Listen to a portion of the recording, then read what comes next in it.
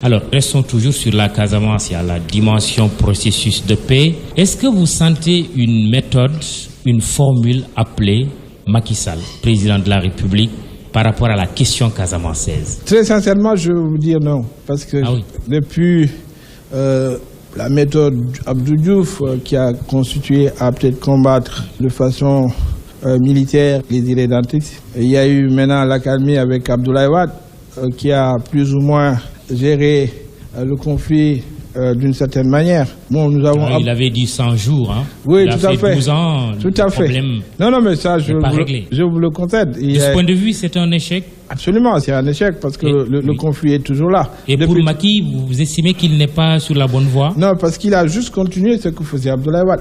Donc c'est une mauvaise voie? Je n'ai pas vu la nouveauté dans ce qu'il est en train de faire. On est en train de négocier avec un groupe... alors qu'on n'a pas associé les autres. La communauté Sénadidjo. Voilà, et puis la pluralité des acteurs est toujours là. Nous avons la communauté Santigilio, nous avons les États-Unis qui ont nommé pratiquement un ambassadeur, ce qui devait une première, un ambassadeur dans une région. Je pense que ça aussi, c'était des choses à revoir. Ah oui, vous êtes contre? Tout à fait. Moi, je suis. C'est une manière implicite de reconnaître peut-être une certaine autonomie de la Casamance. Quand on nomme un ambassadeur, ça dit que c'est pas quelque chose qui se fait dans une république. Pourquoi vous ne l'aviez pas dit déjà à haute et intelligible voix? Non, mais c'est l'occasion que vous me donnez de le dire. Moi, je considère que c'est donner une particularité à la Casamance qui n'était peut-être pas, qui ne participe pas à la construction d'une unité nationale. Par conséquent, vous dites donc, Monsieur le Président Obama, retirer cette sorte d'ambassadeur en Casamance? Je pense qu'il ne doit pas avoir un ambassadeur dans une région, dans une république unitaire. Un ambassadeur, c'est fait pour une capitale. Il est accrédité auprès d'un chef d'État et pas auprès d'une région particulière. Maintenant, c'est peut-être juste un monsieur Casamance. Peut-être, si on l'appelle, mais c'est toujours les ambassadeurs qu'on nous a présentés. Donc, par conséquent, ce qui est important, c'est de faire de telle sorte qu'il y ait une unité dans le mouvement. En tant que unité au niveau du MFDC, unité au niveau institutionnel par rapport aux acteurs qui doivent s'impliquer, c'est ça? Tout à fait. Vous savez, j'ai eu l'opportunité, en tant que ministre de la Défense et ensuite en tant qu'homme politique de la région, de rencontrer quelques-uns parmi les différents acteurs et qui ont toujours prôné l'unité d'action.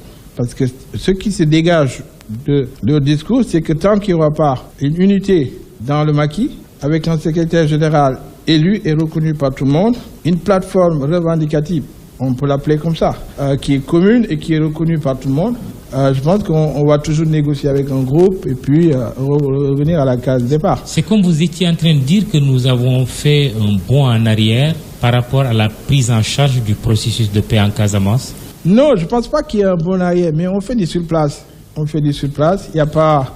Vraiment, on joue un peu sur le pourrissement de la situation. Mais pourtant, certains acteurs disent, oui, le président Macky Sall a une bonne méthode, faite de discrétion, d'humilité.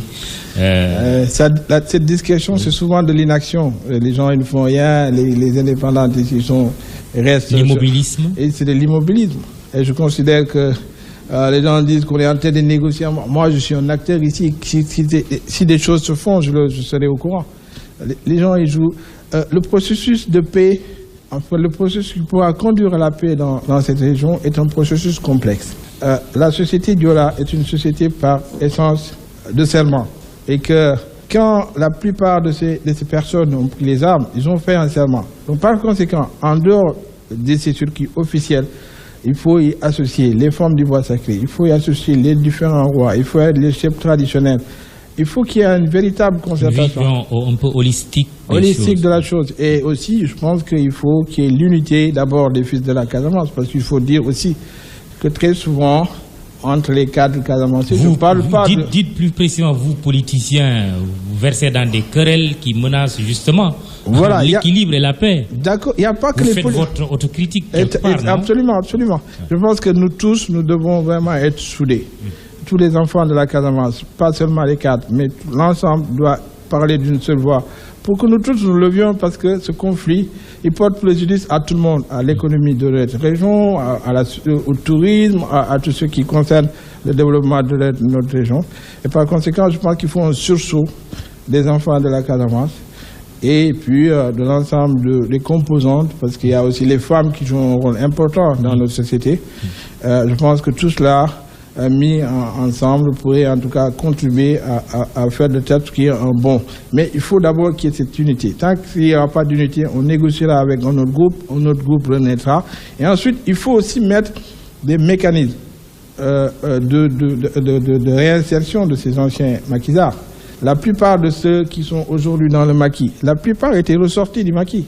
Ils étaient à Ziguinchor et ils n'ont pas trouvé de réceptacle pour les installer dans le tissu économique. Et donc la plupart sont repartis. C'est toujours le cercle infernal. Et parfois, il faut le dire, en versant dans la culture de la drogue et autres, n'est-ce pas, non? Non, je ne pense pas que ce soit eux forcément qui font cette culture. Je pense qu'il faut rechercher les causes. Il y a des gens qui s'adonnent à la drogue sans être dans la rébellion.